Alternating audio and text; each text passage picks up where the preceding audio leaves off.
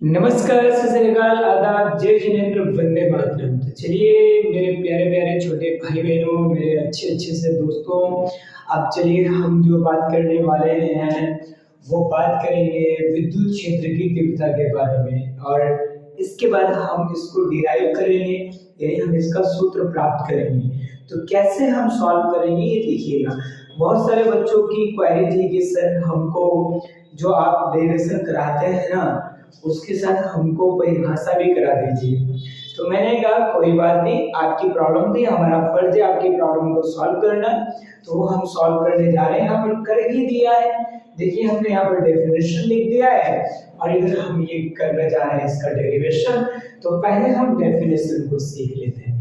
जब हम डेफिनेशन को अच्छे से सीख लेंगे ना तो अपना भी फिर उसके बाद हम डेरिवेशन को अच्छे से कर लेंगे। तो देखिए सबसे पहले हम डेफिनेशन सीख रहे हैं।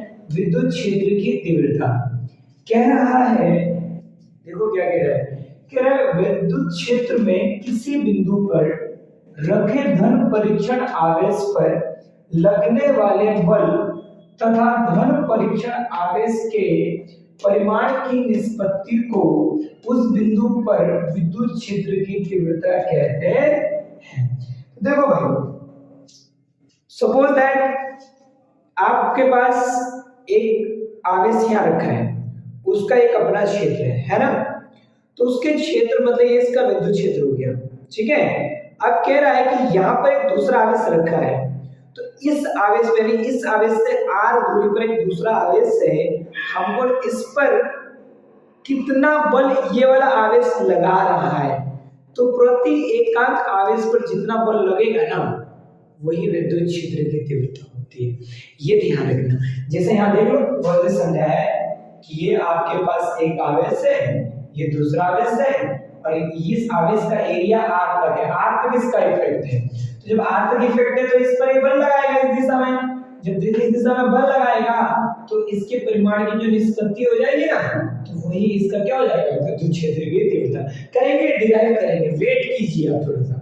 देखिए मैं समझा रहा हूँ, डायरेक्ट करना होता तो किताबों में भी आप वहां से कर सकते हो। थोड़ा सा वेट कीजिए, वीडियो को अच्छे से देखिए और नोट्स बनाइए, प्यारा प्यारा सा नोट्स, ठीक है।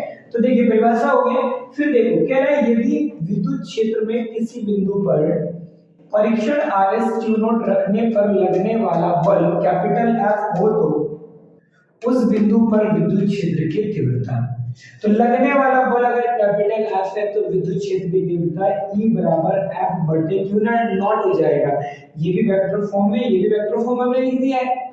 तो इसका अगर परिमाण लिखेंगे तो हम E बराबर F बटे क्या लिख देंगे, Q0। और ये देखो विद्युत क्षेत्र की तीव्रता कैसी राशि है, सदिश राशि है, और इसका मात्रक क्या हो जाएगा, न्यूटन पर कूलम। हिंदी में न्यूटन पर कूलम लिख सकते हो। अब एक चीज ध्यान रखना, अब इसका विभेद सूत्र भी नीचे लिख सकते हो, मैंने लिखा नहीं है, ये आपके लिए दे रहा हूं, काम कर लीजिएगा, ठीक है। अच्छे से नोट्स बनाइए। चलिए अब इसको डिराइव करते हैं, यानी हम इस फॉर्मूले को निकाल करके दिखाते हैं, ठीक है। तो देखिए यहाँ पर क्या है, आपके पास हेडिंग क्या है डेरिवेशन की, किसी बिंदु आवेश के कारण विद्युत क्षेत्र की तीव्रता। जब विद्युत क्षेत्र की तीव्रता आपको डिराइव करने के लिए आएगा ना, अगर आपके पास समय है तो परिभाषा पहले लिखिए अच्छे से, उसके बाद डिराइव कीजिए। लेकिन अगर आपके पास समय कम है ना तो फटाफट डेरिवेशन कर दीजिए और नीचे छोटी सी परिभाषा लिख दीजिए, दोनों एक्सेप्टेड है। तो देखिए यहाँ पर क्या कह रहा है, हम कह रहे हैं यहाँ पर कि चित्रानुसार हम मान रहे हैं कि माना एक प्लस क्यू आवेश बिंदु O पर स्थित है, जिससे स्मॉल r दूरी पर एक बिंदु P है जिस पर विद्युत क्षेत्र की तीव्रता ज्ञात करनी है। हमको देखो ये एक बिंदु O है, इससे r दूरी पर एक बिंदु P है, इस पर हमको विद्युत क्षेत्र की तीव्रता ज्ञात करनी है। ये ध्यान रखना भाई। तो देखो भाई बिंदु P पर, तो बहुत ही प्यारा सा कॉन्सेप्ट है। इस प्यारे से कॉन्सेप्ट को हम बहुत प्यार से सॉल्व करेंगे। मैं इधर करूंगा फिर यहाँ पर करूंगा, आप नीचे की तरफ कीजिए क्योंकि स्पेस थोड़ा कम है ना। तो भैया देखो अभी इतनी फैसिलिटी नहीं है, लेकिन आपने अगर चैनल को लाइक और सब्सक्राइब कर दिया ना, अपने यार दोस्तों ने शेयर कर दिया, तो क्या पता थोड़ी ग्रोथ हो जाए, जिस कारण सुविधाएं बढ़ जाए, तो हम भी आपको अच्छी से अच्छी सुविधा और अच्छे से अच्छा पढ़ाएंगे, ठीक है। चलिए देखिए पढ़ाएंगे तो खैर वैसे भी, लेकिन क्या पता अगर आप कोऑपरेट कर दो तो, है ना। चलिए देखते हैं। अब हम क्या करेंगे कि बिंदु, देखो ये प्लस क्यू आवेश से, ये प्लस क्यू नॉट आवेश से, तो ये वाला आवेश देखो भाई, इस आवेश पर बल तो लगाएगा लगाएगा। तो हमने क्या बोला था, जब भी दो आवेश आएंगे तो उनके बीच में बल लगेगा। अगर दोनों आवेश बराबर है यानी धनात्मक है तो प्रतिकर्षण लगेगा, दोनों ऋणात्मक है तो भी प्रतिकर्षण लगेगा, एक धनात्मक और एक ऋणात्मक है तो आकर्षण। तो जहां तक देख पा रहे हैं दोनों तो क्या है, धनात्मक ही दिख रहा है तो प्रतिकर्षित कर देंगे, लेकिन इसकी दिशा कौन सी ली हमने, ये वाली इधर। तो देखो ये दिशा सदिश हो गया r के, और ये दूरी हो गया इनके बीच में r। तो हम लिख रहे हैं यहाँ देखो, बिंदु O के कारण बिंदु P पर बल लिख दीजिए, या प्लस Q आवेश के कारण प्लस Q नॉट पर बल लिख दीजिए। तो मैं लिख रहा हूं प्लस Q आवेश के कारण प्लस Q नॉट पर बल। कितना प्यारा सा कंसेप्ट है। तो F बराबर, यानी देखो वेक्टर फॉर्म में लिख रहा हूं मैं इसको, क्योंकि हमने यह दिशा भी दिखाया है। तो मैं लिख दूंगा 1/4 pi epsilon not Q not बटे r स्क्वायर, और ये दिशा सदिश भी है तो हम इसके साथ इस दिशा सदिश को भी लगा देते हैं। तो चलो भाई, मैं इसको दूसरे वाले मार्कर से इसको बॉक्स कर देता हूं, ऐसे पैक कर देता हूं। इसको मैं इक्वेशन फर्स्ट बोल देता हूं, समीकरण की। जब इतना हो गया तो आपको पता है कि हम जानते हैं बहुत अच्छे तरीके से कि यहाँ पर बिंदु P पर हमें विद्युत क्षेत्र की तीव्रता निकालनी है। तो ये हो जाएगा, चूंकि बिंदु P पर वैद्युत क्षेत्र की तीव्रता, वैद्युत क्षेत्र की तीव्रता, तो देखो भाई, तो वैद्युत क्षेत्र की तीव्रता का सूत्र आपके सामने है, E बराबर है बटे Q नॉट। तो हम लिख सकते हैं बड़े प्यार से, तो लिख देंगे, हम लिख देंगे वेक्टर E बराबर हो जाएगा वेक्टर F बटे क्या लिख देंगे, Q नॉट। अब एक काम और कर सकते हैं, क्या काम कर सकते हैं, चलो मैं इसको क्या करता हूँ, थोड़ा सा मॉडिफाई कर देता हूँ। यदि मैं इसको ऐसे लिख दूंगा, वेक्टर E बराबर लिख दूंगा 1/Q not into vector F। अभी वेक्टर F का मान कहां से क्या करें, तो समीकरण 1 से। अरे बहुत अच्छा क्वेश्चन है भाई, तो चलो रख देते हैं भाई। ये कितना हो जाएगा, वेक्टर E बराबर हो जाएगा 1/Q not into 1/4 pi epsilon not Q not बटे r स्क्वायर, दिशा सदिश r है। देखो भाई, इस दिशा सदिश के चक्कर में अपना दिमाग खराब मत करना।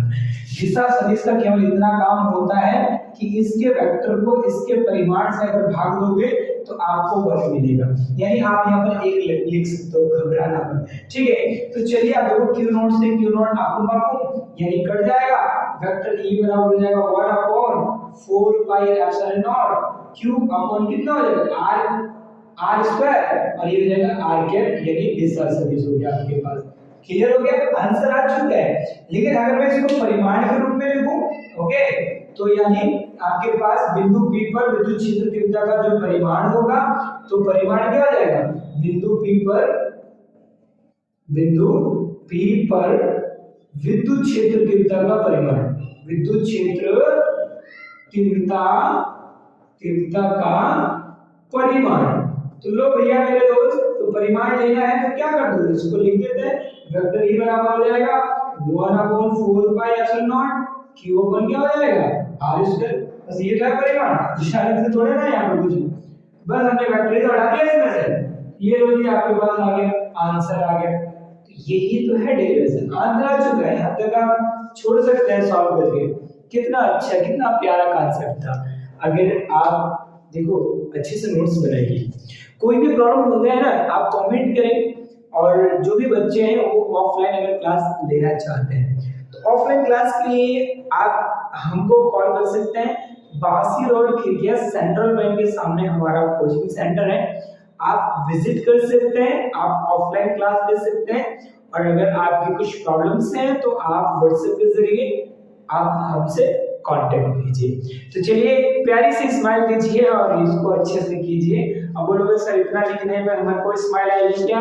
अरे भाई पढ़ना तो है ही ना आपको, नहीं पढ़ोगे तो मार्क्स नहीं आएंगे, मार्क्स नहीं आएंगे तो लाइफ में करियर में आप कुछ अच्छे से कर नहीं पाओगे। तो नॉलेज अच्छे से ले लो जिससे आप अच्छा लिख सको, ठीक है। देखो ये चीजें ना आप इसके नीचे लिखिएगा, ठीक है। ये जो है ना मैंने इधर लिखा है, ये केवल मेरे स्पेस की वजह से लिखा है क्योंकि मेरे पास अभी इतनी फैसिलिटी नहीं है। ओके, तो चलिए इसको सॉल्व कर लीजिए, फिर हम मिलेंगे अगली वीडियो में अगले डेरिवेशन के साथ। तब तक के लिए जय हिंद, जय भारत।